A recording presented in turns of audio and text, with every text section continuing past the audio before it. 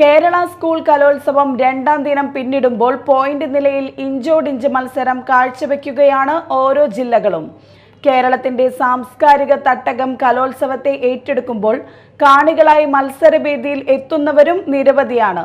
കലോത്സവ വേദികളുടെ പേരുകൾ പോലെ ഓരോ വേദിയും ആസ്വാദനത്തിന്റെ അതിർവരമ്പുകൾ ഭേദിക്കുന്ന വസന്തകാലമാണ് സമ്മാനിക്കുന്നത്. നിറഞ്ഞ കസേരകളും ചുറ്റും മനുഷ്യമതിൽ തീർക്കുന്ന കാണികളുമെല്ലാം കലോത്സവത്തിൻ്റെ ജനകീയത വർദ്ധിപ്പിക്കുകയാണ്.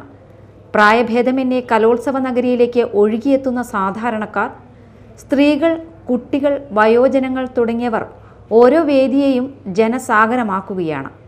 ചുട്ടുപൊള്ളുന്ന വെയിലും ആഞ്ഞുവീശുന്ന പൊടിക്കാറ്റും മഞ്ഞുപൊഴിയുന്ന സന്ധികളുമെല്ലാം ഈ കലാ ആസ്വാദത്തിന് മുൻപിൽ നിഷ്പ്രഭമാവുകയാണ്.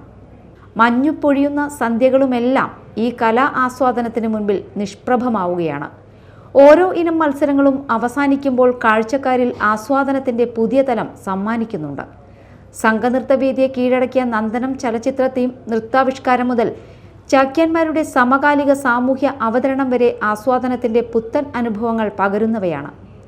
കലോത്സവ വേദികളുടെ പേരുകൾ പോലെ ഓരോ വേദിയും ആസ്വാദനത്തിൻ്റെ അതിർവരമ്പുകൾ ഭേദിക്കുന്ന വസന്തകാലമാണ് സമ്മാനിക്കുന്നത്.